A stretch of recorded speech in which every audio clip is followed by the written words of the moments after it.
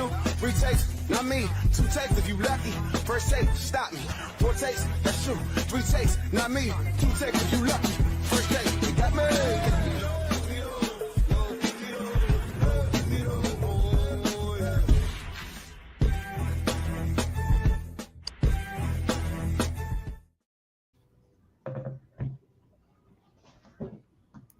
You're looking at your Week 9 high score and Alex Olson, who I don't know if he's showing up today, but he might be. And you're looking at your Week 9 low point chugger, Matt Hotch, with his little sippy cup there, who, had a nice little, like a 10-minute chug last night. Took forever and had like a lot of burps in it. So congratulations to Matt for showing your burp skills.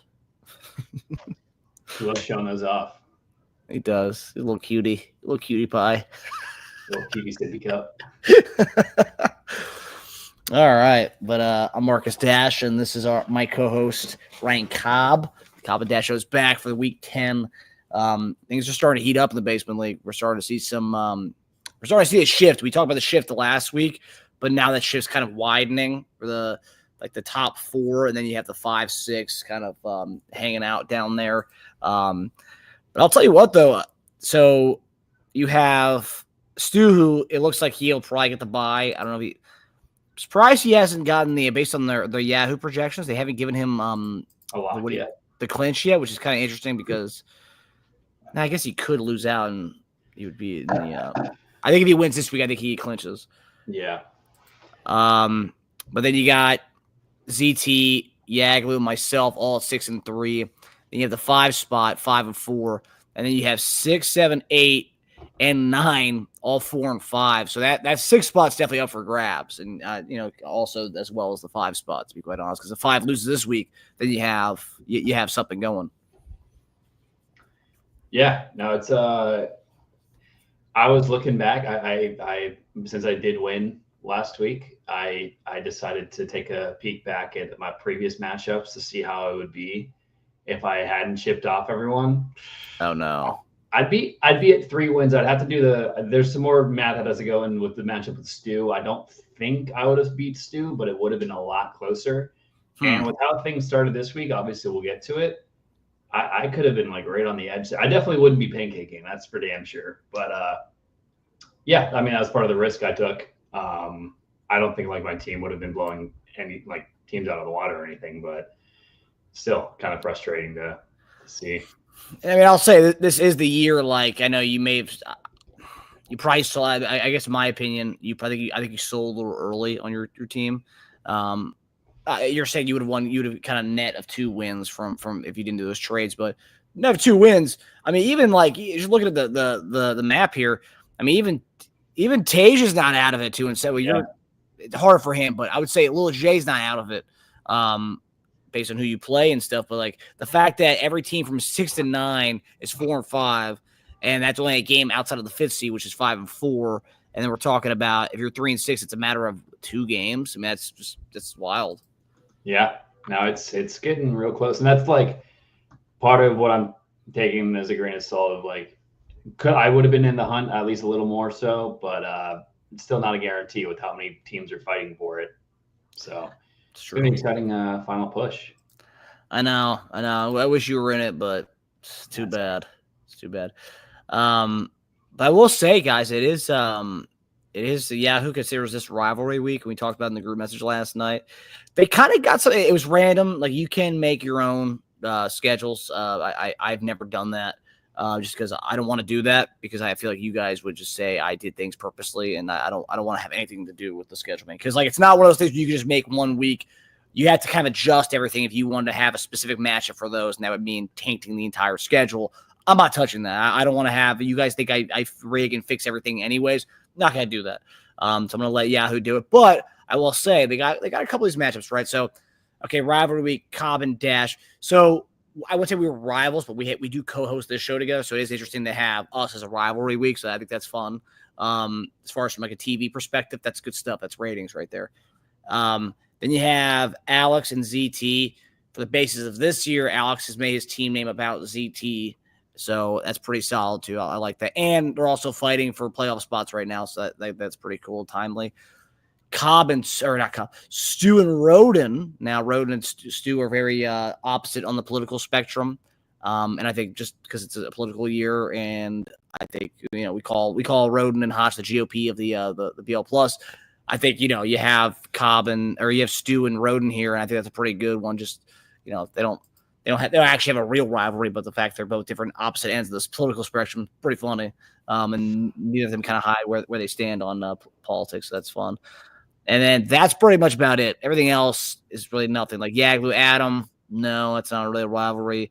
Hotch and ZB, not a rivalry at all. Then Lil J and Tasia, not a rivalry at all. So the other three, you can't really make an argument about those three. But I like the top three. What are your thoughts on that? Yeah, no, I think it's there's some tweaks I would make. I will say I don't think there are a good amount of owners that I don't really think have a pure rival in this league. Not yet, and maybe that's because once you start seeing success, people winning championships, facing off in crucial matchups, that stuff will build over time. So, but overall, I like how it looks for the most part. I think Yahoo did a pretty good job. If you had to make your top three rivalries in the league, what would it be? Who are your top three rivalries in the league? One, I would have to give it to you and Hotch.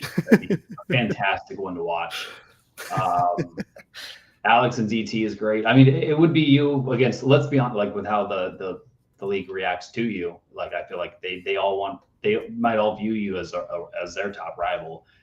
You got ZT, you got Hotch. But that's just saying also that a lot of people don't have rivals to begin with. So. Right. Well, that's like saying like back when you guys were back when the Patriots were the Patriots. Oh, the Ravens were a rival. I mean, really, the rivalry was the Jets.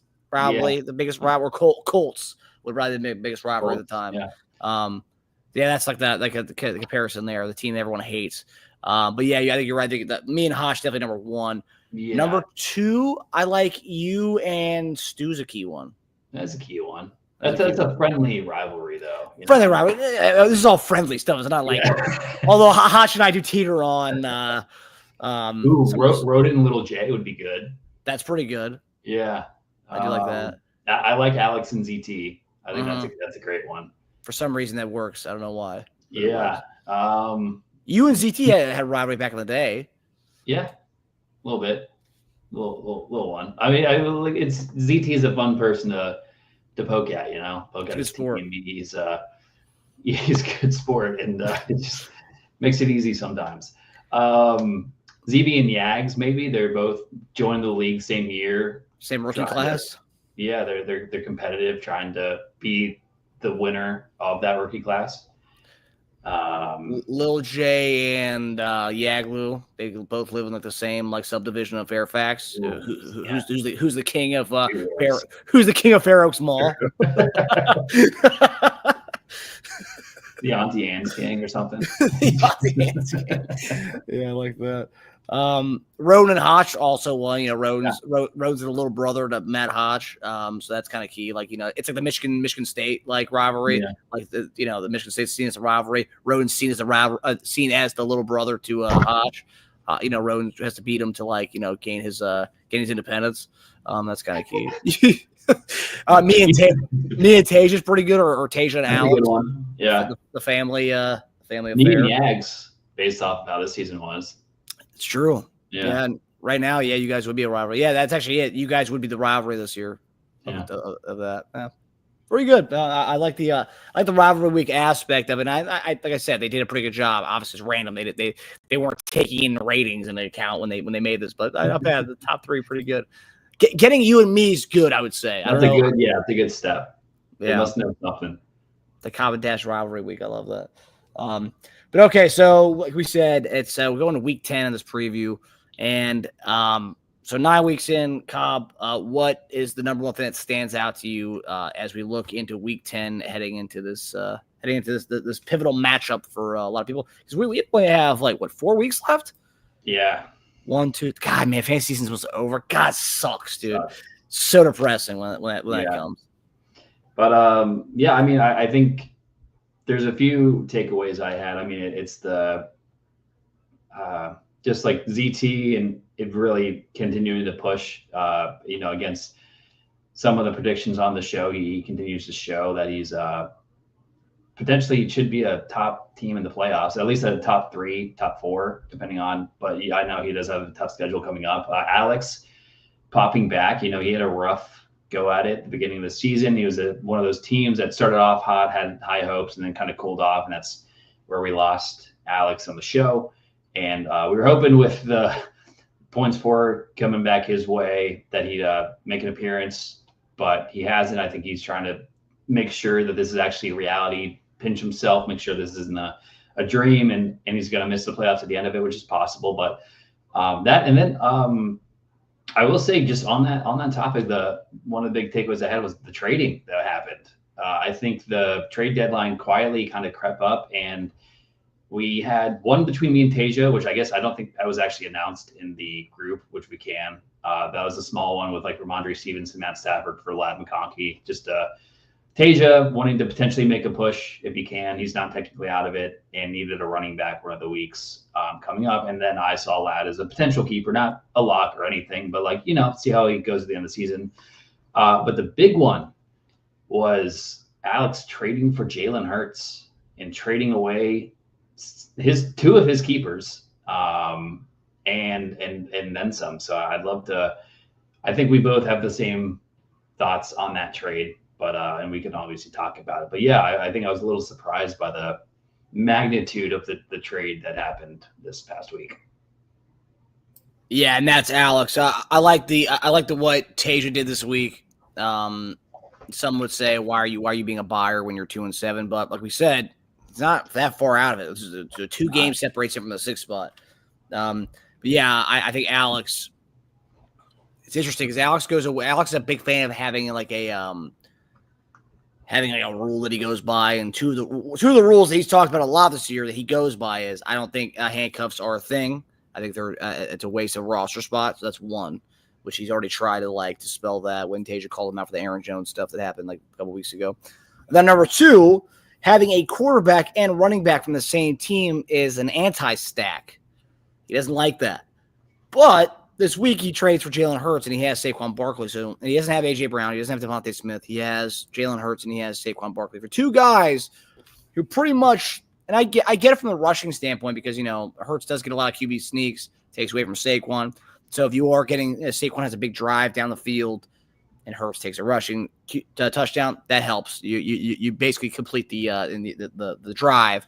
But I find it funny that he's going away from his one of his things that he goes by in this league, one of his rules, his fantasy rules. But yeah, he contacted me. He wanted to know about Baker, and I pretty much told him a hard no. I said I got a QB by committee the rest of the season with Baker and Pat, and I told him that there's a potential that I might be keeping Baker and Pat just to have a 2 quarterback system going into next year. Can't trust quarterbacks anymore. But so I told him that, and then he laughed and then went somewhere else. He texted a few other people, texted you. Yeah. And that would have been, I've been very upset if he got Burrow because last night having a 45, I'm playing against him this week, which sucks. But the fact that if you would have traded him on a week that he had 45, I'd be so mad. And he'd be on the show right now, by the way. Oh, he would be. He'd have probably his WWE belt over his shoulder, declaring it a domination. But yeah, I'm glad I mentioned that. What Tasia got for Jalen Hurts, I would be. I would have 100% been tempted to take that for Burrow. I had a few other people trying to get Burrow for me, but we had different valuations. And based off of this week, I'm pretty happy that I stayed put.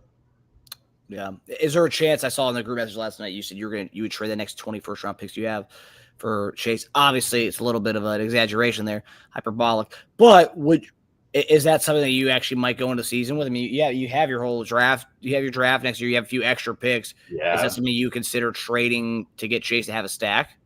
Potentially, but I think it's hard when Hotch and I are kind of in the same position where we both have a lot of picks going into next season where he's probably trying to consolidate his picks and move up or trade for other. We're both kind of at the same point, whereas if he was a team that didn't have picks, I'd have a lot more leverage over him than I currently do. But definitely I expect discussions to happen. We kind of had early discussions around it before the pick trading was over, but didn't really get super far in that. But I think both of us are going to have interest in the other person's keeper. So Who? Him having interest in Burrow. I mean, Burrow and Chase is what started his three-peat. So I know, and he got rid of it. He didn't trust it, which is interesting. Yeah. The Cincinnati Bengals is kind of key. But all right, yeah. Like I said, my big take just is how close everything is outside of the one spot. It's pretty wide open from 2 to 9, and that's that. And then that is wild. It's just a weird year. Looking at win streaks, the best streak of the year so far right now is my win streak at 4 currently, and Taja's 7-loss streak. Taja has lost 7 straight after being a team that we thought was going to be in the playoffs. 7 losses. That is brutal. Rashee Rice and Chris Godwin, man. Yikes. Poor kid. Brutal. Poor kid. But he still has motivation to make moves. So kudos to him on that. I know. It's tough, man. It's tough. I haven't been in a situation. There was, and I'll say this too. I almost was in that 4 games, like 5 weeks ago. After I made a trade with you for Kareem Hunt, I was like, okay, if this doesn't work, whatever. I'm taking a shot at the dark here. I don't know if he's going to be the guy. He ends up being the guy. He looks great. But I was like, if this doesn't work out, I might need to try to get my picks back for next year and start trading off guys. And that's a tough thing to kind of deal with, like trading off or not trading off. I mean, you did it, and kudos to you. But it's like, it's just a waste of a year to do that, man. I'm not saying it's a waste of a season, but it just sucks because you're ending your fantasy season 2 months before it should be over. Yeah. It's a tough hurdle to get over, but it's I mean, it kind of gets me to being the first one excited for next year. I kind of feel like a ZT fan at this point, just a guy that's always excited about the next year, never the current year. So maybe he had something. Yeah. So you're rooting for a ZT on the rest of the season? No, I was just saying the mentality of looking forward to next year, like being the first one that looks forward to next year, because I traded all my pieces this year. I kind of knew the season was a wash. And yeah, just kind of taking a book out of ZT or page out of ZT's book, looking forward to next year. I mean, even so, it's still a little different. You do that because your team is done. ZT's doing that the year before, a month before the season starts. He's already like preparing for the following season. Yeah. Yeah. No, I was trying to throw him a bone there. Nah, we can't give him bones. I'm not giving him that. I am rooting for him this week, though. I do want him to stick a sword in Alex's whatever Alex has momentum he has right now. This is besides circling, and we'll get to it. But besides the matchup with you, which he unfortunately for him lost. I think this is the next one he had circled on his calendar.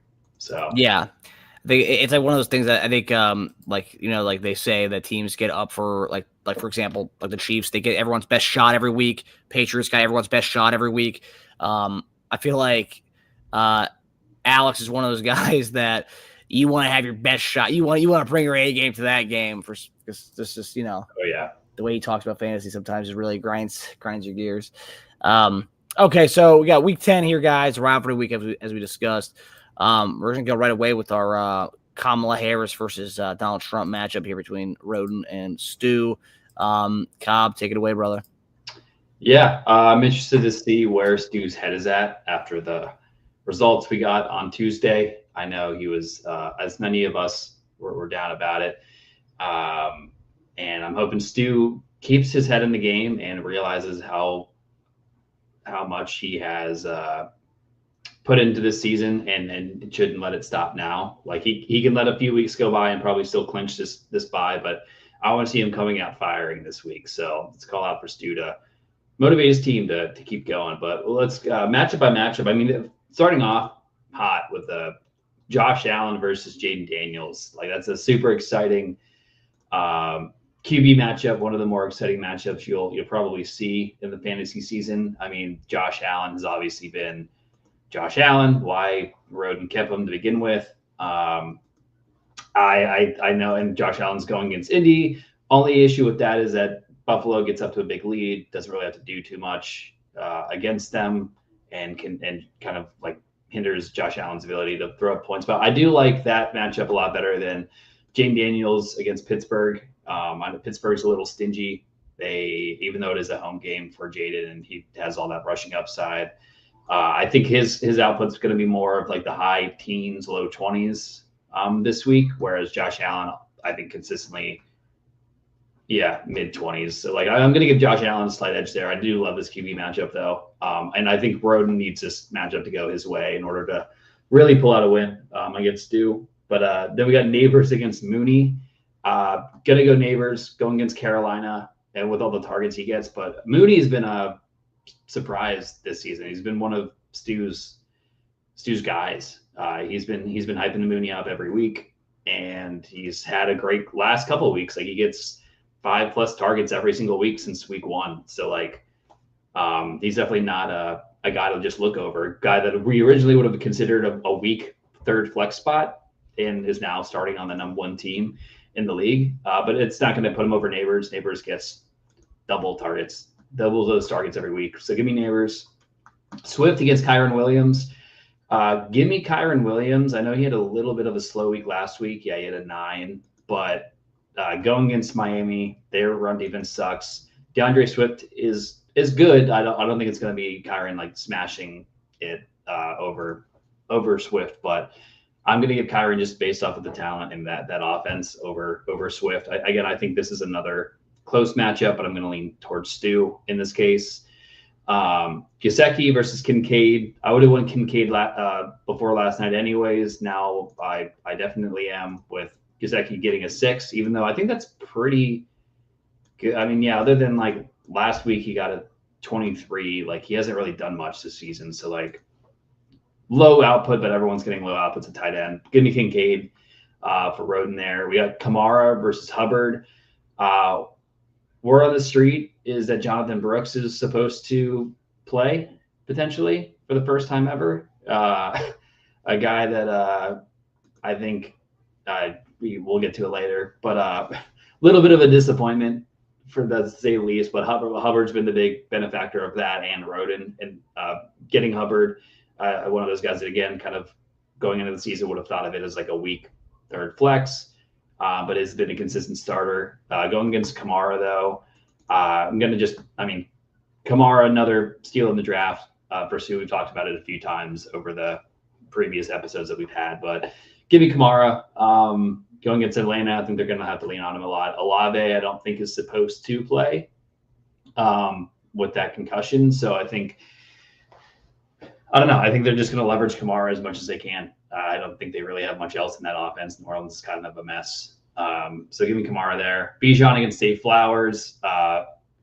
Give me Bijan. I would have said Bijan anyways, but definitely now seeing Zay's production kind of worrisome. I mean, with how many points that Baltimore put up and how that was a shootout of a game, Zay only got 4 receptions. Like, it's not great. I'm like, especially with Deontay Johnson didn't have a good game either, but like, that's just too many playmakers to like, it's just to rely on anyone other than Lamar and Derrick Henry in an offense.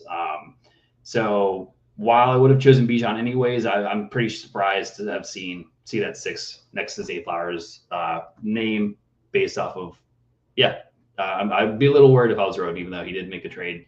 Happy to have made the trade with him, but hopefully there's brighter days. But going against Puka Nacua and CMC, 2 guys that, Puka returned last week and then threw a punch and got thrown out, which fiery way to, I guess he returned 2 weeks ago, but he was just getting back and then threw a punch, got kicked out. And going against CMC, who is making his season debut, allegedly, some guy that Stu has been hoping would come see the field. You know, he was getting a lot of crap in the group me for that trade. And every time news came out for CMC, Stu had to kind of like sit there. And I think he was starting to spud a little bit. I think he's very fortunate to have, or feels fortunate to still be in the 1 spot. And now he gets CMC back. Like, that's just cherry on top for him. Give me CMC there. I think I'm interested to see what his usage looks like. But with Puka, again, another really good matchup here. But the number 1 seed getting CMC back, that's just brutal. And for the rest of the league, but overall, I feel like I had this a little closer than I would have expected, just based off of giving Roden, Allen, and then I guess I only gave him Allen and Kincaid. Never mind. I'm going to go Stu with the W here. Projections are actually about where I would have had them anyways. Probably go Stu 135 to a 119 for Roden. I'm actually surprised to see that Yahoo projected Roden over Stu to begin the week. But yeah, I think Stu pulls this one out. Wait, so you had Mooney over Neighbors? No, I had Neighbors. Oh yeah, sorry. That's where it was. I had Neighbors over Mooney. I had Allen, Neighbors, and Kincaid winning for their matchups for Roden. But other than that, I think I went all Stu. Yeah, I think it's pretty close. Like you said, it's a curious to see how I love McCaffrey hasn't played all season. They give him a 20 projection. I think it's so stupid that we don't know. They're gonna utilize him sparingly. This is my opinion. Mason looks great. The guy's had this mysterious calf injury for a long time. You're gonna roll him back and give him 30 touches. I don't see that happening for him. Yeah. And I will say that just got I think I'd seen a little bit of news, but it was official that Nico Collins designated return from IR. I don't know where Roden fits him in this week, but if Roden sneaks out a win this week, that could be huge.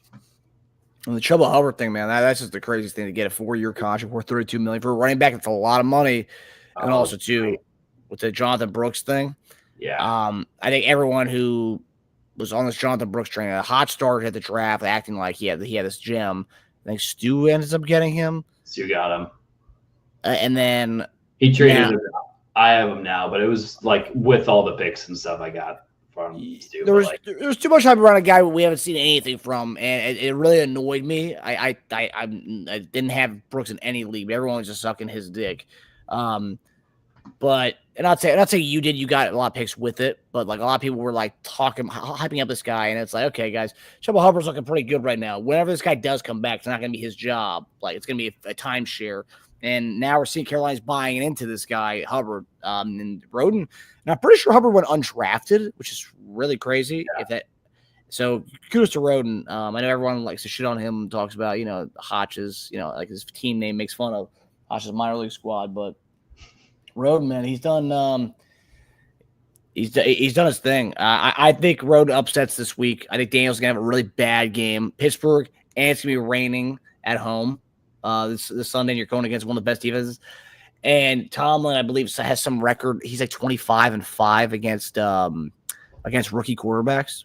Damn. The first playing against rookie quarterbacks. So yeah, give me Roden to win this game. I think Allen has a huge game. I think Daniels has a really bad game. It's funny too because I don't think Roden's going to want to have Daniels have a bad game because he's a big Commanders fan. So it's going to be interesting. But nonetheless, Roden, if Daniels has a bad game, you're going to win your fantasy matchup. I think Stu's projection is way too high to what it should be. So give me Roden even with a bad game from Zay Flowers. And now Zay Flowers becomes expendable with Nico Collins coming back. So, yeah. Gotta love that for Ray Dave. But yeah, Dave gets 2 wins this week. His Trump wins and he wins. So congratulations, Big Dave. All right. The next matchup, so that was one. All right, where's our 2 seed at? It's the big one. My guys. This will be fun. All right, so we got Alex versus ZT in the 2v5 matchup. So Jalen Hurts against the Dallas Cowboys. Lamar Jackson had a 40. Lamar Jackson. I didn't even really have to go. Alex's first guy, his new toy. I don't even really have to go much into that. And I think Micah Parsons might be returning this week too, so he may not have that big of a game for Hurts anyways. I probably would have gone Lamar anyway, so I'm going to go Lamar with the 40. Even if Hurts gets a 30, we're still looking at Lamar. So Lamar there. St. Brown versus Houston and Kupp versus Miami. I'm going to have to lean St. Brown here. Houston's been really bad. And although Kupp, it should be more of a wash, but it's a slight lean to St. Brown. Barkley versus Gibbs. Give me Barkley against Gibbs. I don't know, man. Gibbs. I'm going to go wash. I'm going to go wash there. I don't want to give anybody that. Ferguson and Cade Otton has been really good, so I'm going to go Cade Otton. Without Godwin and Evans, he's become like Baker's go-to guy. So give me Cade Otton all the way. Tampa or San Francisco hasn't been the best against guarding tight ends this year. So give me Cade Otton. I mean, he's getting like 10 to 12 targets a game. Aaron Jones versus Aaron Jones. versus Shakir. That's key. That was pretty easy. Jonathan Taylor, Travis Kelce. Buffalo's been pretty good against the run. And Travis Kelce, with D-Hop being there, you've seen a little bit different Travis Kelce. You've seen a little bit of Travis Kelce of old. And again, 2 weeks in a row where ZT goes the 2 tight end set, the 12 formation. So I'm probably going to go Travis Kelce here in this one, just because I just think that D-Hop's opened up the offense, and you're seeing a little bit more from Travis Kelce. So, and I really can't trust the Colts offense with the Flacco situation there. So yeah, I'm gonna go Kelce in this one, and then J.K. Dobbins and Najee Harris. I know Dobbins dominated last week. Najee Harris has been pretty good. Yeah, I'll go wash on that last one. I can't give it to Dobbins, and I can't give it to Najee, but you can make the argument for both of them. Pretty close matchup here. ZT, while ZT is 6-3 and Alex is 5-4, you would say, oh, Alex needs this more than him. ZT needs this just as much to get away from the rest of the fray here. Because Alex loses this, Alex drops to that tier we talked about, the 4 or 5 guys that from all the way down to 9. You have ZT 6-3, he wins here, goes to 7-3. But if he drops that, you have 6-4, and he's tied with Alex. And then ZT's now down with the 3 to 6 range guys. So big game for both of them. I think based on the numbers here, based on everything I have here, I think we go a slight lean to ZT, especially with that 40-point barrage that he had last night. So as much as I don't want to pick ZT, as much as I like laughing at ZT, I think this game, ZT won this one big time. Give me ZT. I like the projection here, 146. Give me ZT 148 to Alex 125. Yeah, I like that. I think before Lamar's game, I might have leaned Alex in this one, but seeing that 40 is hard to ignore and knowing what ZT's team can do. I think you had mentioned that, yeah, I agree that ZT needs it just as bad as Alex does, but I also like ZT's looking over, seeing the other opponent making fun of his name, making fun of him. And I think ZT already, again, dropping one to you. I think this is number 2 game he has circled. If he loses both of these, it's not just bad for his record. I think it's morale might be low, because as good as he might do this season, he's never going to get those wins back over you or over Alex if he drops this one. So I think ZT is going to come motivated, and I'm going to have same result. I'll go 142 to 132. Yeah, no, we're locked in step there with ZT taking on Alex, and Alex clawing for a playoff spot. You gotta love that. See, one of the things I love about this league is you have. No, I'll say too. These 2 guys we're looking at in this matchup. It's a rivalry week, but this is a rivalry of like 2 of the most like disappointing owners the league has ever seen. Let's just go over that real quickly. Alex, 5-4 right now. It's great. He's probably made playoffs a good amount of his times in this league. But Alex has yet to win a playoff game in this league. That's pretty bad. Probably one of the longest running owners without a playoff win. The longest owner without a playoff win. This guy over here, ZT, let's come over here. ZT, the longest running owner without a championship in this league. So you have 2 just disappointing owners every year. Like, oh, they have good teams, but they don't do anything. And I think it's going to be another year of that. More of the same from both these guys. So, yeah. Pretty much competing for, being the hottest fat chick right now between the 2 of them. So it's good stuff. I like it. I like it too. All right, so our next matchup, we have Adam versus Yaglu. Emily versus Yags. Emily, I got to feel bad for that guy. He lost last week, right? I think so, yeah. Yeah, he did. Yeah, I feel bad because in the early part of the games, he had somebody who was like dominating, and I think like he had the highest score projected, and I think I said, "Ooh, Emilie's coming at 50. Emilie wants this Millie or something like that." And then like after I said that, it went down. And I was not trying to be an asshole, but I was like, I was generally talking about the highest projection that he had. It was like a 150 something projection, and then like just went down after I said that. It's one of those weeks where the reverse jinx was working. And not that you meant to do it on Adam, but it happened and worked against Jack. So Man, I didn't mean to do it against Jack either. I was being honest about where I stood. And quite frankly, it took my team to go to overtime for that to happen. So, like, really, I wasn't I was genuine about that, but it worked in my favor. But we got Adam, we got Yags, Cobb. What do you have in this one, buddy? Yeah, man, I just rough start for I mean, just a rough couple of weeks. I think we just talked about him getting lapped in chugs, and he's off to a start. Is he going to have another chug based off of these projections? Could happen. I mean, he doesn't have. It's just another week where he doesn't have his keeper of quarterback, Jordan Love. T. Higgins was out last week, which would have been a great. You saw how many points like Chase had.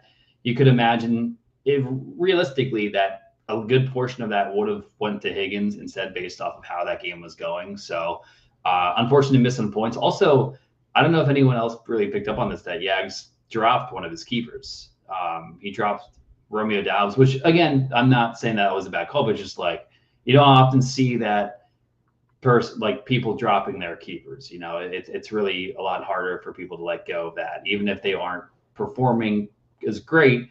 I just thought that was interesting with how things played out. But going against Adam, two teams that I think really need this one. Adam more so, but I think Yags. We talked about ZT kind of avoiding that middle group and kind of starting to separate. Yags is in the same boat. He was loving life at the top of the league, right next to Stu, and it's looking like he might be inching closer and closer back to that middle group, which could be a mess. But going match to matchup, Derek Carr against Cousins. Give me Cousins. I don't really like either of these. I mean, Cousins had a good last 2 weeks, but like I don't know. You never. And it's a divisional game. I don't really think this matchup is going to be great. I do like that they're both in the same game. Yeah, I think that's exciting. So hopefully they're both watching the Atlanta and New Orleans game closely. Give me Cousins just barely, not just barely. Carr sucks. Give me Cousins pretty easily, but not that Cousins going to blow anything up. AJ Brown going against Jefferson. Give me Jefferson. I was about to ask if AJ Brown was a full participant yesterday, so looks like he'll play. I think this is a great matchup, but I mean, it's going to be hard to find a wide receiver I'm going to pick up for Jefferson. So give me, I'll go Jefferson this matchup. Derrick Henry against Chase Brown. I would have gone Derrick Henry for sure. We got a nice little picture of Yags doing what he should be doing now, and that's sitting a chug. But now we're graced with a nice little picture of where was that picture taken? Was that ball? Is that one of the ball stretch pics? There it is. Yeah. In an elementary school gym. Goddamn. What a tradition that has turned into. But yeah, hopefully he doesn't have to do that again, but it's looking like it. But yeah, Chase Brown ended up looking great last night.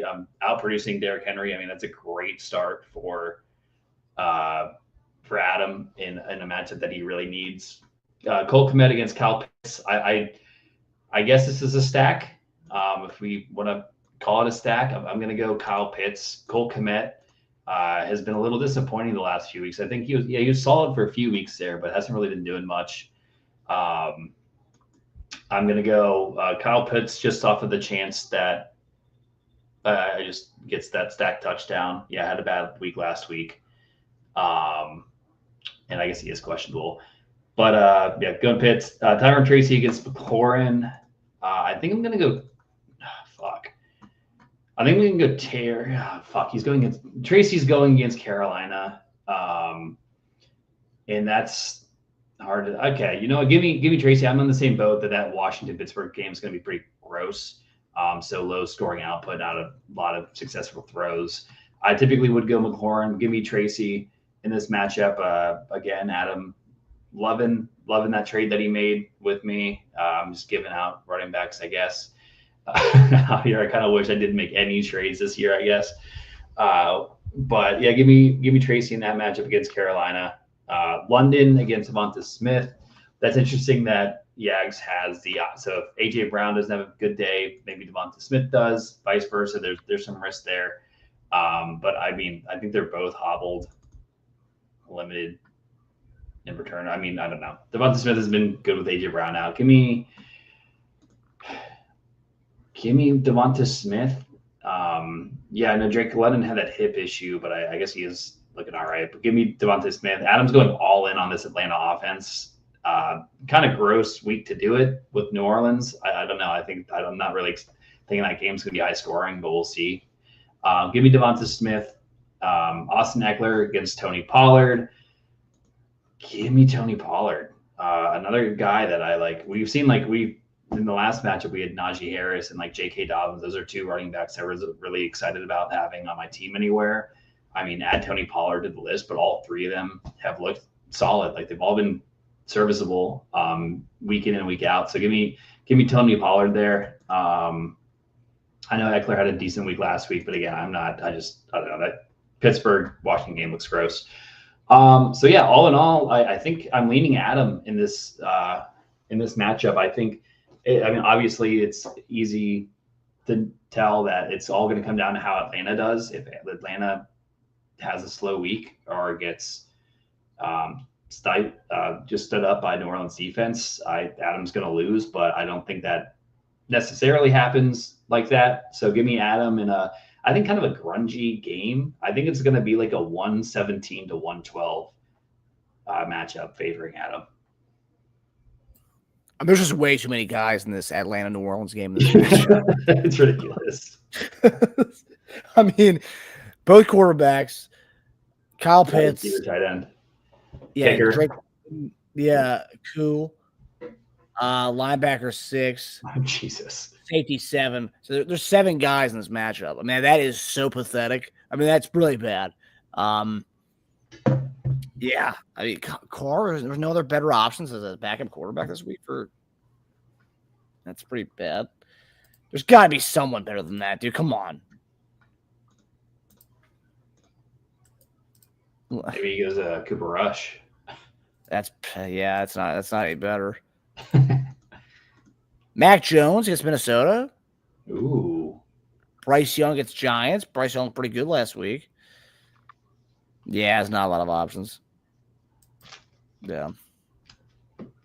Yeah, dude, that tells you how many quarterbacks are owned, that there's only 4 starters that are available to pick up right now. Yeah. I mean, I have 3 on my team.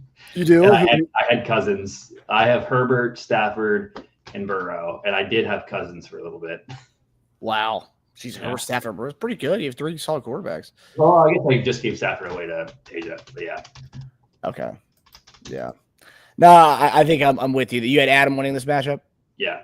Yeah. I think I'm with you on that. Yeah. It sucks because I have a lot invested in Yaglu. I bet on him to have a bye, and the more I look at it, I just don't see it happening. It's unfortunately he didn't have T. Higgins last night. That would have been huge for him because he probably would have scored last night based on the way that offense was moving the ball down the field. Yeah, I don't.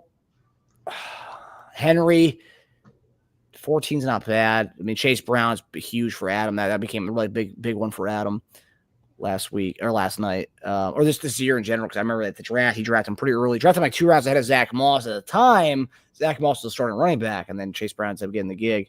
But for him, you better hope that Khalil Herbert doesn't take over that job at some point. But I don't think so. Chase Brown looked pretty good. So yeah, I think Adam wins big time this week.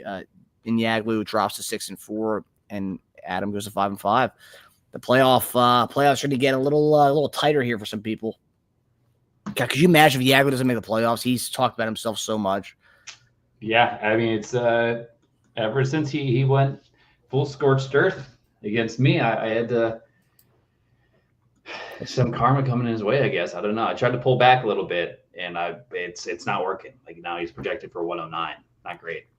That is true. Ever since he did go full heel turn, he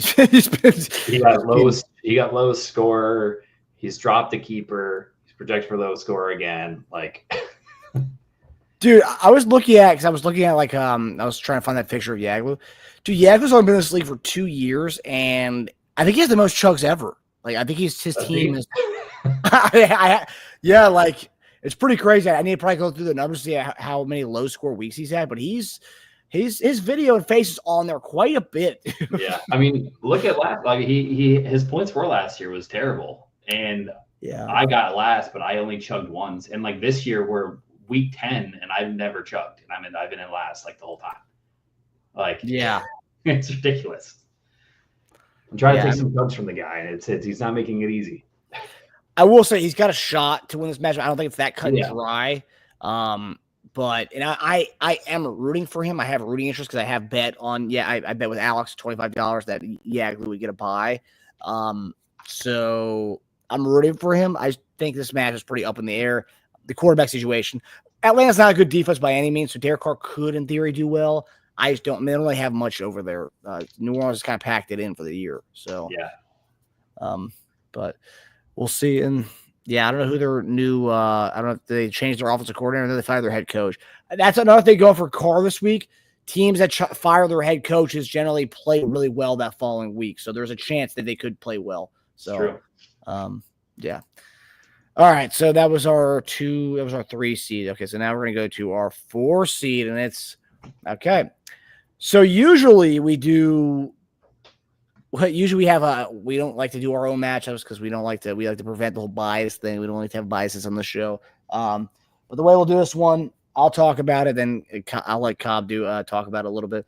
Cobb, I will say, is probably less biased in this because he doesn't really have a dog. I mean, yes, it's his team, but he doesn't really give a shit about the season. He's kind of done with the season. He just doesn't want to be Pancake King. So he'll probably have less of a bias in this one. But Burrow getting a 45 last night really made things difficult as far as looking at this matchup. But I'll give my assessment on this, and Cobb will give his assessment on this. So I have a hard time. I still don't know if I'm going to go Baker against San Francisco this week. But I will say Mahomes having Hopkins has made things a little bit differently. I have to look at this offense differently than I did 3 weeks ago. Hopkins opens up this offense. I mean, it's pretty plain and simple that Hopkins being there, just his presence has made this offense go a little bit smoother. But Baker against San Francisco, you have the aspect of can Baker, they're going to have to play catch up a lot in that game. So they might be throwing the ball a lot. So that is one compelling reason why I might go Baker, but I'm probably leaning Mahomes as of right now. But so Burrow, but either way, I think neither one of those guys are going to get a 44. So I lose that matchup right off the bat. Debo against Tampa, Garrett Wilson against Arizona. McCaffrey being back, that might help Debo out as well, just having more eyes on CMC. But Garrett Wilson's been really good. Arizona's defense has been pretty good too, though. I'd probably go with Garrett Wilson just based on targets because Debo, I mean, he's not Debo of old. It's unfortunate. Then Mixon, Bucky Irving. Mixon's been one of the best RBs, best players in all year this year. So I'm gonna go Mixon. I have TJ Hockenson. I started TJ Hockenson last week. I was really pissed off because Hunter Henry beat Hockenson by like 7 points. And if that game did not go to overtime, the Chiefs Monday night game did not go to overtime, I would have been so mad because if I started Henry over Hockenson, I would have won that match against Jack and it wouldn't have mattered. But I going back to Hunter Henry, he's the main target getter on that team right now. So I'm going to go Hunter Henry maybe one more week. Give Hockenson one more week to come back from that injury. He didn't get as many snaps as I thought he was going to get. But I'm going to go Hunter Henry. Sam Laporta, while Sam Laporta has been this big name, he hasn't been that guy for them this year. It's also because the Lions aren't throwing the ball that much. They're throwing the ball like 12 to 15 times a game, pretty much relying on Montgomery and Gibbs. So I'm going to go Hunter Henry just based on target share. Montgomery, Demario Douglas, give me Montgomery. Kareem Hunt, Ray McLeod, give me Kareem Hunt. I'm going off strictly touches, and both Montgomery and Hunt just get the ball a lot. Addison, McConkey, give me McConkey here. Addison, I have a few guys on bye, and I'm going Addison just because Jacksonville sucks, and just want to see what Addison can do if he can get some more touches in that offense. But Ladd McConkey's been great, so I'm gonna go Ladd McConkey. All in all, I think it's a tough hill for me to climb. You had a 44 from your quarterback, and you had an 8 on defense, so you outperformed 2 of your already predictions here. They already had it as a close game as it was. It was like I only was winning by 9. I think, God, dude, the 44 throws me off. I probably would have gone myself before the 44. And it probably wouldn't have been close just based on the flexes that we have. It's kind of lopsided. I think I win because I think a lot of these guys really underperform. I'm talking about DeMar Douglas, Raver McLeod, and Laporta. I think that's a lot of guys are going to underperform this week. I think I win 132 to 127. I honestly would not be surprised if I lost this matchup, but I'm going to go myself by like 5 just because I think I have more guys that can do a lot more than your guys right now. But that's, of course, Mahomes or Baker have to come close to that 44 to make up that difference there. So, yeah, it's going to be tough. What do you have in this one? Yeah, it's just funny seeing my quarterback get a 44 and my projection's only a 130. Like, it's just like, like that, like, it sucks for you that I did get that much, but like seeing the 130, you're like, okay, like it kind of puts it back down where the reality, like where my team actually is. And if I actually have the ability to get points outside of Burrow and Wilson, and it's really just been a no. Like, I guess my team's actually been doing all right the last 2 weeks scoring wise. I haven't been low chug or anything like that yet this season. So yeah, I agree with all the matchups you had. I don't think I would have gone different way. I just like threw Ray McLeod in there, which is funny just because it's like the entire Atlanta offense is like being started in our league, which is I kind of like that. No, this is just like another week where I'm like, man, if like, again, if I didn't make those trades during the pick deadline because I was just like, fuck it, like the season's over, like Bijan's in this lineup, Marvin Harrison Jr., Evan Ingram, even though Lawrence is out, Tyrone Tracy, Kareem Hunt, like those are all, that's a pretty good lineup. But like, and I'm gonna be like looking at this until I know for sure like if I would have made the playoffs or not, and like it's going to be it's a little more stressful than I expected it to be, and like a little more resentful of what I selling out, but you know, can't change it now. But yeah, no, I still think you pull it out just based off of who I have. And like, I could very well still get like a 105 based off of the guys I have. It's just like, I don't really have a high ceiling with these guys. So yeah, no, I wouldn't be surprised if I win just based off of, again, what Burrow did. Like, I have a chance now, but I think it's still going to be like a 127 to like a 118 for in pay-per-view. Yeah, it's 2 weeks in a row that I'll have to be coming back, I think, to win going to that Sunday night game. And I'm mixing in Montgomery. I believe that's and my kicker in that game. So that's 3 guys I'll have in that game. Pretty pivotal to my team's success in general. So it's it's 2 weeks in a row. I have to come back from behind on a primetime game, which is pretty key. Makes that last game even more fun to watch. Yeah. That'll be a good game too. The Lions, I think the Lions Texans game might be one of the more interesting games of Sunday. Pretty weak slate of games, to be quite honest, on Sunday. Yeah, not great. Yeah. Not a rivalry week that we have here. No, not at all. But I guess we're both in agreement that I win narrowly, but yeah. Okay, so the next matchup here we have, so that was 4 plays. We already did 5th plays. We did that one. We did that one. We did that one. Okay, so now we have Hotch and ZB.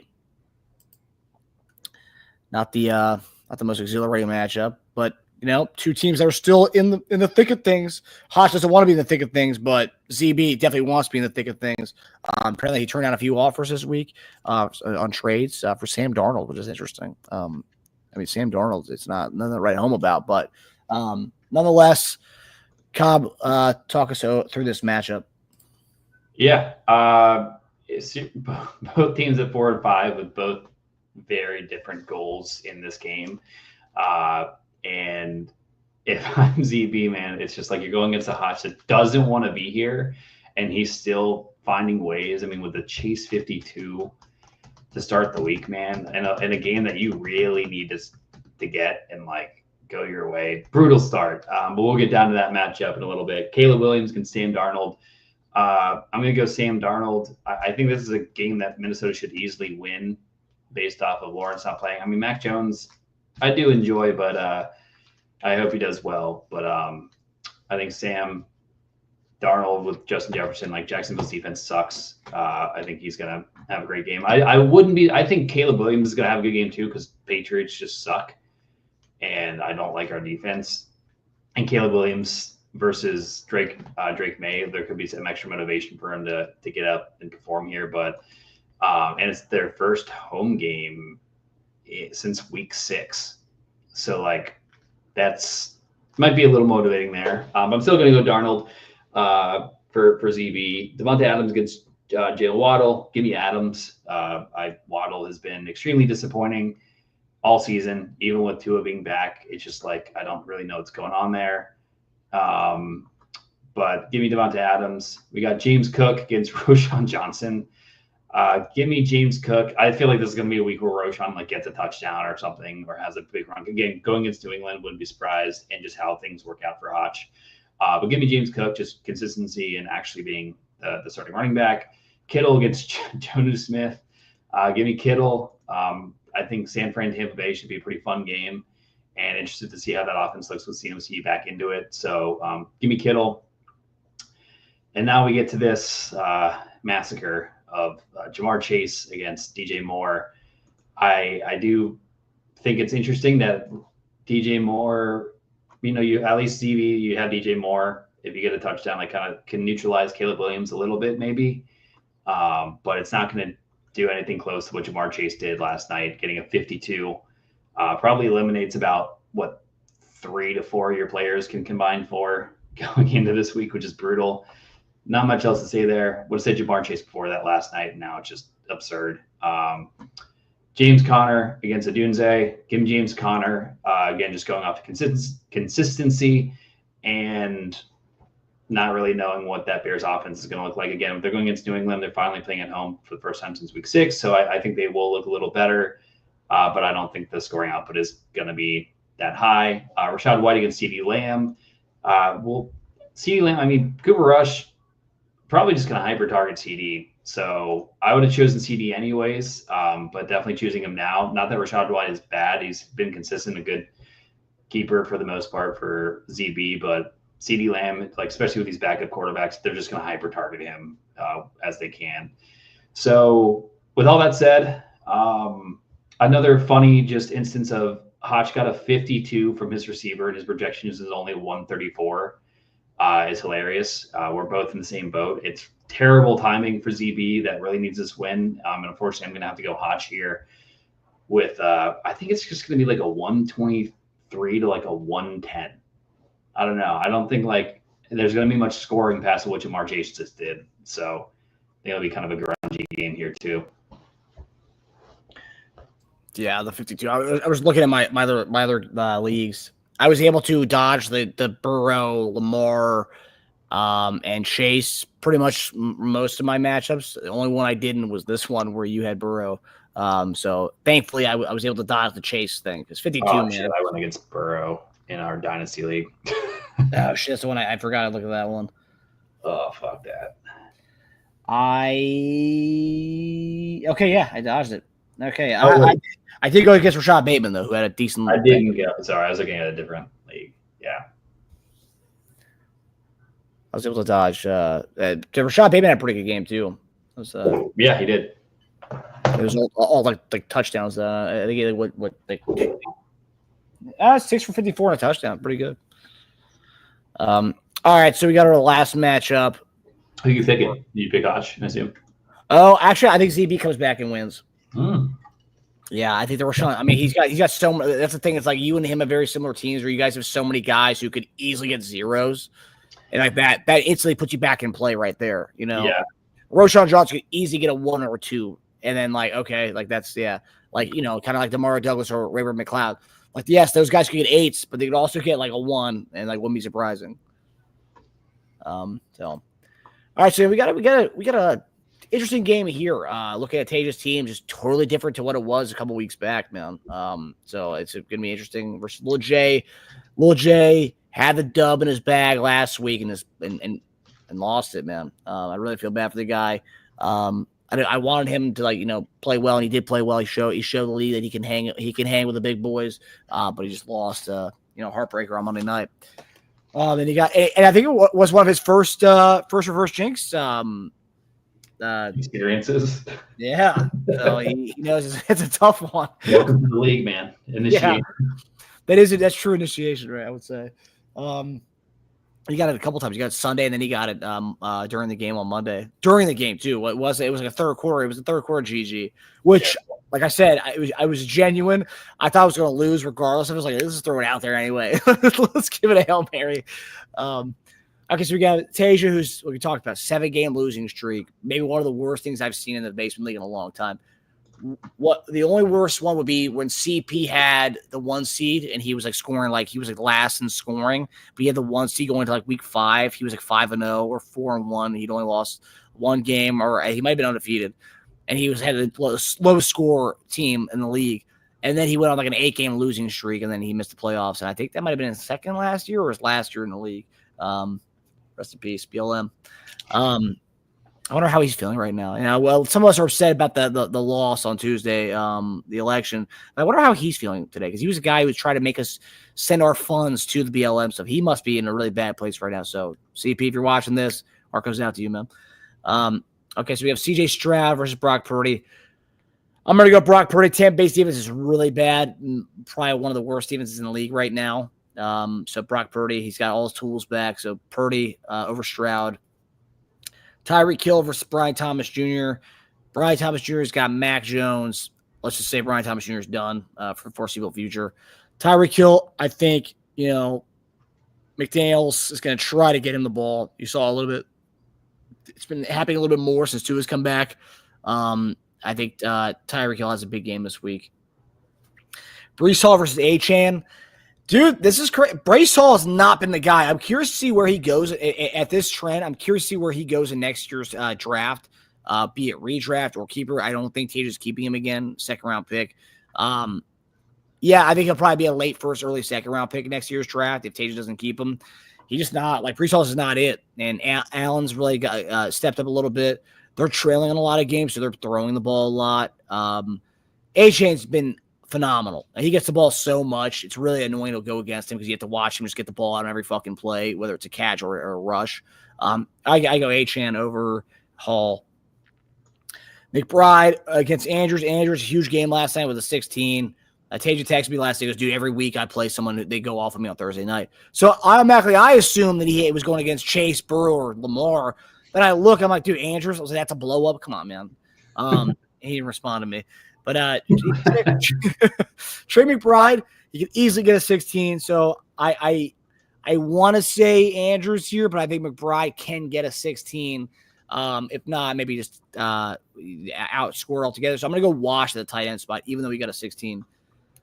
Tank Dell, Josh Downs, Nico Collins is back. I think that helps actually Tank Dell, because Tank Dell's been getting the top guy traveling with him. And now Nico Collins is back. I think Tank Dell blows up this week, so it can be Tank Dell. We might even get a little stack-a-lack action with the Texans here this week. So I go Tank Dell over Josh Downs. Josh Downs, disappointing week last week. We all thought the flock was going to go to him a lot. Josh Downs didn't do much last week. So that was unfortunate. Hopkins against Quentin Johnson. Quentin Johnson blow up week last week. You could say, he could blow up again this week, but no. Hopkins is here. Mahomes loves Hopkins. Hopkins is the guy. I'm really jealous that Taja has him. He doesn't deserve to have him because he's not going to go to playoffs, so it's kind of a waste of a roster spot. So Taja, maybe him and I can work out a thing where he drops Hopkins, I can pick him up, and then I can drop somebody who can get him. We'll have to do 4 a.m. when everyone else is asleep. But yeah, Hopkins. I think Hopkins is going to be a fantasy winner for a lot of teams who are relevant, but not Taja's team, obviously. And then Ramondre Stevenson against Chicago, George Pickens against Washington. Give me Ramondre Stevenson. I just think all in all, I think that the Commanders and Steelers game, that game is going to kind of be a non-fantasy game. The rain, the defense has been playing by Pittsburgh. And also the Commanders have been playing good defense too. So I think that game is going to be kind of one of those 15-12 kind of games. And Ramondre Stevenson, I think Ramondre has a solid game. He's been pretty solid all year. He's a solid guy. So Ramondre Stevenson, I think Taja wins this game, man. Very close one. But I think it's a 124 to 122 kind of thing. Again, we're talking about watching this game on Monday night and seeing how Achane and Tyreek do. Yes, we'll see Sunday night Stroud and Dell. That'll help Taja out. But then you have the Monday night to see how much more Achane is utilized versus Tyreek Hill. And that's where the game's going to be the one and loss. So 124 to 122, Taja edges it out narrowly. Yeah, I think I agree with Taja edging it out. I think he's very hopeful that he can make a late push with how standings are right now. I'm looking at this game, and I'm wondering who would it who would I benefit more from losing? Tasia, like say I win this week, Tasia, I then get a game on him. If Lil Jack loses and I win, we're tied record. I think he's a little easier to catch points wise going forward. So I don't know. It comes down to obviously how our game goes, but yeah, I have Tasia here as well. Another kind of grungy game. I'm going to go like a 121 to 118. It'll be close, but I still have Tasia. It's funny that I feel like the games this week, the matchups this week mimic the NFL's matchup slate. How bad it is. There's pretty weak slate of games this week. There's a couple of good ones, but overall, pretty grungy games this week we got in the BL Plus. So shame on you guys. All right, so now we're gonna go to our favorite topic, the Pancake King, and that's presented by IHOP, the home of the stack. It is pancake season, guys, or it's pumpkin pancake season still. I know you guys say, "Oh, Halloween, it's done. Pumpkins are over." No, guys, pumpkin pancakes, they go all year long, really, for most of us. But really, for the general public, pumpkin pancake season starts mid-September, and it ends right shortly after Thanksgiving. So please stop by your local IHOP, get yourself a stack, and make sure it's a pumpkin pancake stack, because they got it going on over there.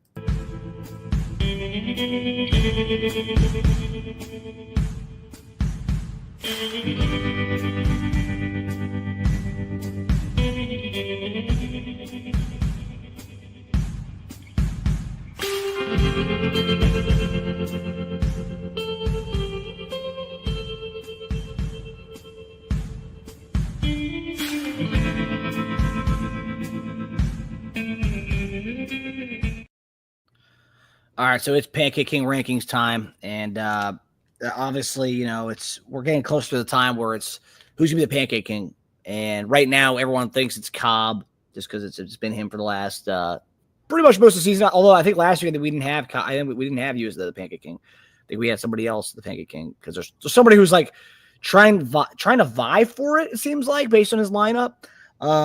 But yeah, we'll get into it. So we'll start with we'll go from top to bottom. 7th seed. My 7th spot is keep in mind, just because we have you or 7 or 8 doesn't mean we don't think you're gonna make the playoffs. Because right now that 7 to 9 still is a legitimate shot to get to the 6th spot. So my 7th spot, I have A Millie as my 7th spot, and he's currently the 6th seed. But we talked about it, man. There's too many guys in his lineup that I don't know. It's too much relying on the Falcons. So yes, in the past we talked about his reliance on CMC. We're too much relying on the Atlanta Falcons, and it's like, yeah, you made the comment. Oh, is it a stack? I mean, is it really though? I mean, Kyle Pitts. I mean, we're talking about boom or bust. It's either a 3 for like 50 and a touchdown, or one for 10. Like that's it. It's like it's too much relying on that. I don't really buy Atlanta this year. So I think right now, A. Millie's team is on the outside looking in. He's got A.J. Brown back. That's good. But A. Millie's my 7th spot right now. Yeah, I also have A. Millie in my 7th spot. I think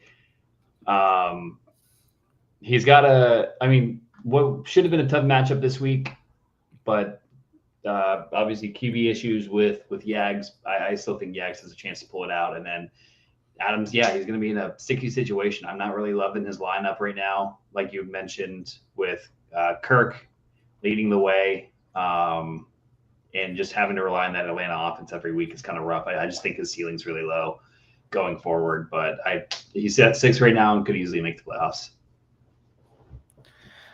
Okay, so my 8th spot is another team. It's a team that can make the playoffs, I think.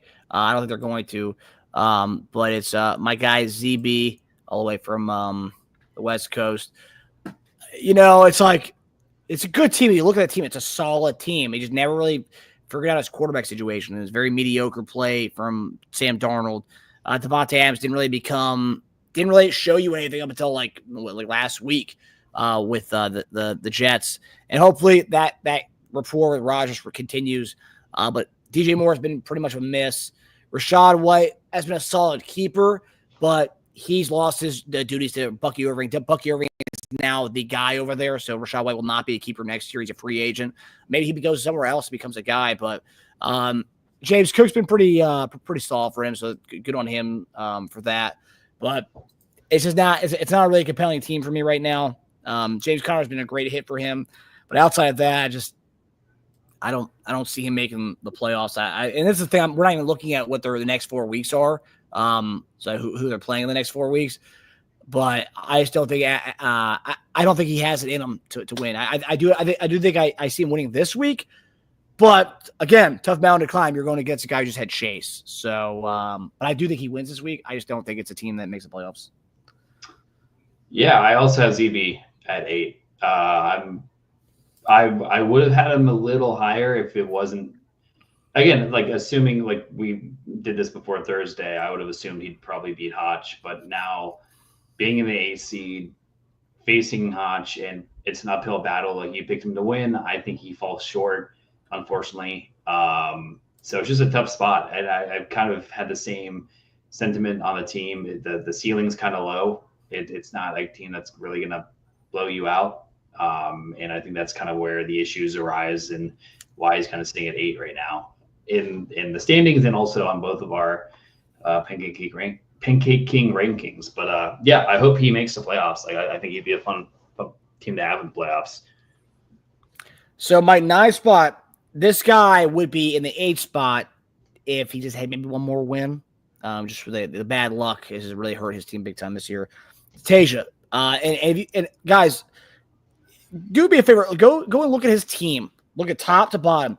It may be it may be the deepest team in the league, and it may be the deepest team that's never made that won't make the playoffs. If things stand as is, because right now, like I'm looking at his team, his worst guy on his team right now. Okay, forget about IR spot. His worst guy on his team right now may be Travis Etienne. So because like his bench right now. Stafford, Jacoby Myers, Chris Godwin, Tank Bigsby, Jaden Reed, Travis Etienne, Jawan Jennings, Cortland Sutton. There's no one on that team you could drop. I mean, really, that's tough. So, yeah, it's just bad luck for him. Chris Godwin gets hurt. Rashee Rice gets hurt, and that's pretty much it. Well, since Rashee Rice got hurt, his team's been just plummeted. It's just bad luck. Tyreek Hill lost 2 up. That hurt him. Just a lot of things. Brees Hall hasn't been the guy. The Allen guys come in and really taking a lot of his touches. It just suck. So that hurts. But yeah, 7 straight losses for the kid. He could win this week, and he's right back in the thick of things. I think he's hoping for that. If you look at his next 4 weeks, he actually has a pretty easy schedule the next 4 weeks. So good on him. So yeah, I have Tasia right now at 9. I think if he had one more win, he'd probably be in the 8 or 7 spot for me. But it's a really deep team, like scary team. I actually don't want him to make the playoffs because he's got a lot of firepower. So. Yeah, we might end up having the same exact standings because I have Tasia here as well for the same reasons. Just if he had one more win, he'd be a little higher. His team's deep despite having Godwin and Rashee Rice out for the year. Like you'd think most other teams that happens, like they're done, they're cooked, they're selling. Tasia stayed true and like continued to make moves and has a very deep team, drafted really well and made the trade this week with trading away Jalen Hurts. Has done a great job. It's just unfortunately not paying off. I was texting him a little bit this week. We did make the trade about just kind of consoling, but also being like, it gets better. I was in the same situation last year. I had a team that I really, really liked, just didn't play out. And then kind of how it went this year. Like I thought I had a pretty good team and points were against me and it just happens. But I do hope he makes the push. I love that he's still fiery and wanting to make that playoff push. It's inspiring me to have wished I followed suit. If I knew he was going to be this driven about it, I would have done it. I would have been right there in the trenches with him. So unfortunately, I have him at 9. I think it's a little too high of a hill to climb. So my 10th spot. So I'm looking at if you look at the league standings, they tell you points for and points against. So if you look at the league standings, points for, there's only one team that has not scored over 1,000 points this year, and that's Iowa Boomerangs.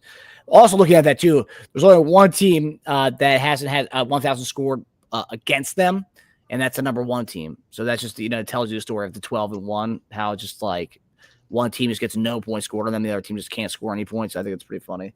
I think you also lead the league in points that scored against you. I did last week. Actually, no. I think Tasia has the most. Tasia has it now. Yeah. Wow. But yeah, I have you here. I don't think your team's that bad. Like we just talked about, like, yes, you have more home run hitters. Obviously, you traded off a lot of pieces because you've been kind of banking on it, but you still have Burrow, who obviously showed you what he can do. You still have Garrett Wilson, who's been solid this year. And that's pretty much it, I would say. Bucky Irving, I think, is a really good keeper, like for the future. He's awesome. The fact I was able to get him in the third round of our auction or Dynasty League is unreal. But you have pieces on your team. Now, the rest of the team is kind of a joke. Lab McConkey is key, but the team's kind of a joke. I mean, Olave's done for a little bit. Romeo Dobbs, great pickup, by the way. If I had seen him, he was there, I would have picked him up. Tasia told me actually like 2 nights ago, like, dude, you need to pick up your boy Dobbs. I was like, what? He was available. So great pickup by you. Dobbs is more consistent than a lot of the guys in that team. A lot of the weapons there. So that's good. That's a great pickup. I don't know what Yag was doing, but it's a solid team. You just don't, I mean, yeah, you're starting Mario Douglas and Ray McLeod. So, like, I mean, that's any team that's starting those two guys. That's a team that's not. That shouldn't be anywhere sniffing the playoffs. Although you could go on a win streak too, and potentially the way the league is shaping out from 5 to 6, you could easily make the playoffs. If you go on a run, but I don't know if you can do that based on how bad your team is. But yeah, I have you in my 10 because I think 2 teams are worse than you if you look at their starting lineups. Yeah, I mean, I guess this is where we'll differ. I have Hodge at 10. He's at 4 and 5, has 2 wins on me, and then just had the Chase game. And I think he does win this week. So I know he's trying to lose, which is really frustrating for teams that are trying to win, seeing this guy at 4 and 5 and having the game like he did again for Chase and could potentially be 5 and 5 this week is over. It's just, it's just annoying to see if people are like fighting for wins and you see this guy just get handed things. But yeah, I mean, outside, like, he has Jamar Chase and CeeDee Lamb. The rest of his lineup is really, really bad. If he was like had one less win, I would be hopeful to like catch him in wins. So like he would be pancaking. I just don't think that's going to happen. I think he's just going to somehow avoid it with how bad it, even though his team's super bad. I would chalk most weeks up any team that he's going against. That other team's getting a W, except for this week. So again, sorry ZB, but yeah, it's just kind of how it works out with Hodge. I'd have him lower if it weren't for his record. Yeah, that is really different a little bit. My 11, I have Jack.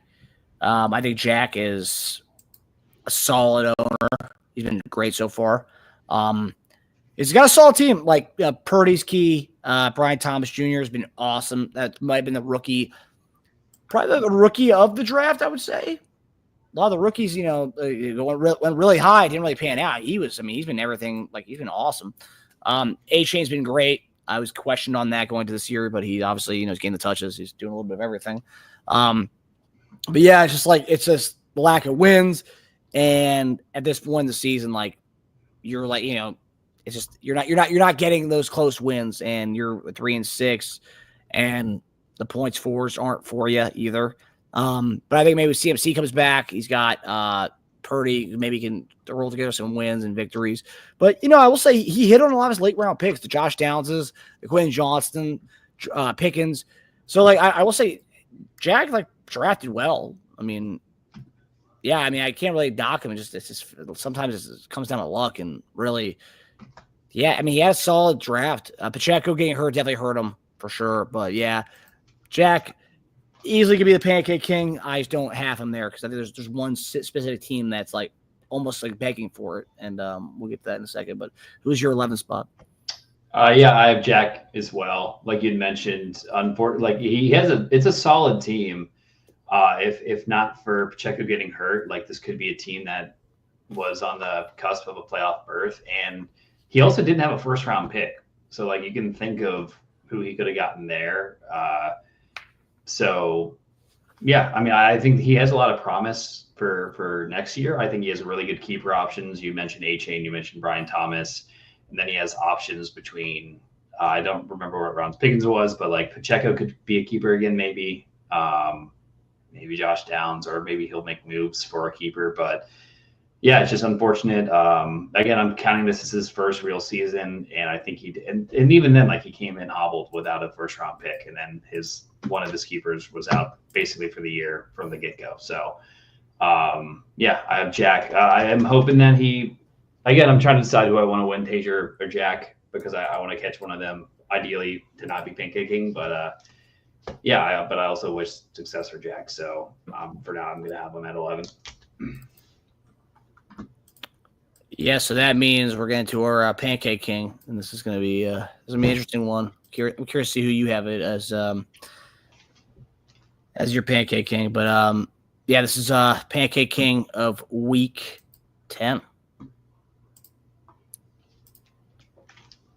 You are the Pancake King, young and sweet, hiding fan of thieves. Ooh, see that boy, watch that taste, digging the Pancake King.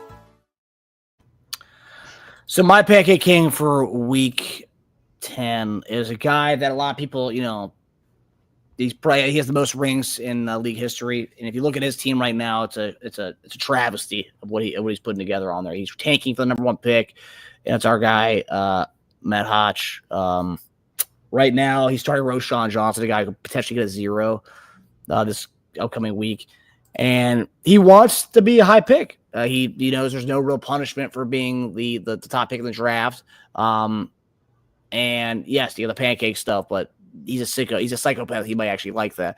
But right now he's put himself in a position where he's 4 and 5. He might not be the top pick. He could be really close to it. But I gotta say, there's a chance that he could fall off here. Yeah, Chase winning this week definitely hurts him a little bit. Or dominating this week helps him a little bit. But I think there's a chance in a world that we could see him fall and lose out and be the top pick. I think it's a bad team. Yes, he's got CeeDee Lamb. It's great. And Chase. Jalen Waddle's been nothing. Has been awful this year. Even when Tua came back, Waddle's been done nothing. Roschon Johnson, terrible. Johnny Smith, terrible. Odunze, not key. Caleb Williams, not key. I mean, he bet on the Bears, and it was the worst thing for him. I feel bad. He wanted to be happy about it. It just didn't happen. It didn't materialize. So Matt Hotch is my Pancake King for Week 10. Yeah, it's a good pick. If we were just going off of lineup, I probably would have chosen Hotch. But just based off of the current landscape of the league, records in mind, and starting lineups, that's I'm going to put myself again as Pancake King. Again, just being in the position that I'm in. But it's not like anything I'm too upset about. I literally traded 4 or 5 starters over the last couple of weeks, and you're not really going to have much left if you're not got good pictures for these Pancake Kings. But yeah, I don't know. Like, I'm hoping maybe I can squeeze out a win here and maybe jump one of these guys, either Jack or Tasia, based off of their results. But at the end of the day, I'm fully preparing for that IHOP visit again and looking on for next year. So all right. So yeah, I mean, the fact that you're embracing the IHOP next year, it's cute. IHOP's a good spot. It'll be fun. Yeah, it's a good hangout spot. We can finally get some pumpkin pancakes together. I've been dying to have a pumpkin pancake reunion with all the BL Plus members. We just all go. Everyone has to get pumpkin pancakes. You can't get any other pancakes. That'd be nasty. I think the punishment with pumpkin pancakes. Ooh, the punishment with pumpkin pancakes. Ooh, that'd be rough. They also ruin it for you because I think you're a big pumpkin guy, aren't you? I like pumpkin, yeah. Yeah, that would ruin it. Yeah, that would definitely ruin it. At least regular pancakes, it's just pancake. Right. All right, so now we're going to end the show with everyone's favorite topic. It used to be, a lot of people, it was the highest rated segment portion of the show when Barry was on it. It's Barry's Motivational Squeeze. And this is where we give an opportunity to give some advice to one particular owner in the league, and hopefully they take it. This is Barry's Motivational Squeeze.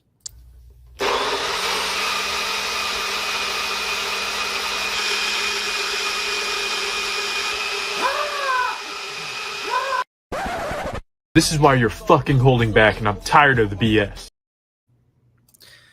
So I said I would stick with this person all year long until the season was over. And based on last night's performance, I'm going to hold back. I'm going to hold off on the dogging this guy because my one talking point I can't really use right now. I could actually use it. I mean, he's wasting Lamar Jackson's prime on his team, and it's not going to go anywhere. You know what? I'm gonna stick with him. Yeah, I wasn't gonna go with him. I'm gonna stick with him. The more I think about it, so this guy has a 40 from Lamar Jackson. Lamar Jackson will probably win MVP again. So back-to-back MVPs, so 3 MVPs. And I was thinking back at this. When was the last time a team who won the championship in this league had a player who won the MVP? Because ZT's had this guy for 3 of the year, so let's take ZT out, but he hasn't won a championship. Adam hasn't won when because CMC won it last year, right? Yeah. So Adam didn't win it last year. I won it the year Mahomes won the MVP, but they can't because I don't think Hodges had an MVP on his team yet. No, there's been Rodgers was 2020, 2021. No, Barry didn't win it those years. Mahomes 22, Lamar 23. I didn't win in 2022. I got the championship. No, you got it in 2018 though. Did you win in 2018? That's the one. That was the last time I think. Yeah, I mean Lamar 2019 and 2023 and probably this year. Nope. That's 3. That's pathetic. The guy who's won the most MVPs in this span since he's been in the league, he's been on one person's team, and that person has not done shit with that. And I think, yeah, he had a 40 last night. You're in the top 3 right now. You're doing all right in scoring. But you're starting 2 tight ends. You have Deontay Johnson, who was great with Carolina, but he's not doing anything with Baltimore. And quite frankly, I don't think he's going to do anything with Baltimore. I think you really need to take a good look in the mirror when the season is over and when you don't win again for the millionth time. I think you need to really seriously think about trading Lamar, just building a team, like a roster that like actually has it's good receiver, good running back. I think you need to do that because I think having Lamar, while it helps most teams, having a badass quarterback, for some reason for you, it hasn't worked out. And I think ZT, you need to trade Lamar in the offseason when you don't win again. And because his 40 just highlights your team because you have 2 tight ends in your team. Yeah, K-Don's been great. Travis Kelce's been great over the last few weeks, but it's not sustainable. And that's not a team that's going to win a championship, starting 2 tight ends. So ZT, my advice to you is think about trading Lamar in the offseason when you don't win again. I think you really need to have this ingrained in your head going into the offseason that Lamar needs to go your way seeing a guy's prime because his 40 last night, while it's great, we can celebrate that. What is that really doing for you and your franchise? It's doing nothing for you and your franchise. So put him on a team that can actually thrive on it and use it. So ZT, take that advice, buddy. I hope he does. Give him a lot of free advice. Hopefully write some things down. My motivational squeeze, I actually forget who I did last week, but I'm gonna have to go with the Yags. It's just like, dude, I think beef squashed. It's kind of hard for me to keep watching what's happening. I'm a little concerned that you took your eyes off the prize and you took your week 6 victory against the last place team as your championship, which isn't always great. I'm glad you can find this excitement in these victories, but it's time to get back into shape, kick it back into gear, get back that bye that you had for a while. Start making moves if you need to. Like your low score 2 weeks ago, lost last week, projected for low score this week. It's been pretty rough since you came at a co-host here. So again, I'm considering water under the bridge going on. We're beef squashed, cheering for Yags to make some moves and make this fast turnaround and be a successful team in this league going forward. So yeah, that's my motivational squeeze goes to Yags. I know he does have a chug to get through and might have another one on the way, but let's get your eyes back on the prize, buddy. Let's get it going. Pretty good. Someone who's really fallen off. Especially I think no one really cares much. Well, I'm mad because I bet on the guy, but I think for you, for example, I don't think you would care as much if he didn't come at you and everybody about how good he was doing like 2 weeks ago. Yeah. That's why you don't put a target on your back. That's one thing I've learned for doing it so often every year for the last however long we've been doing this league. But Yags, I hope you turn around, man, because I got money on you. So, although it wouldn't be the worst thing, because that means I have a chance to get the bye if he doesn't get the bye. So, but all right, guys. Well, we hope everybody enjoyed the show, and we will see you guys next week to preview Week 11 of the NFL season. Hope everyone has a good weekend. See you next time. All right.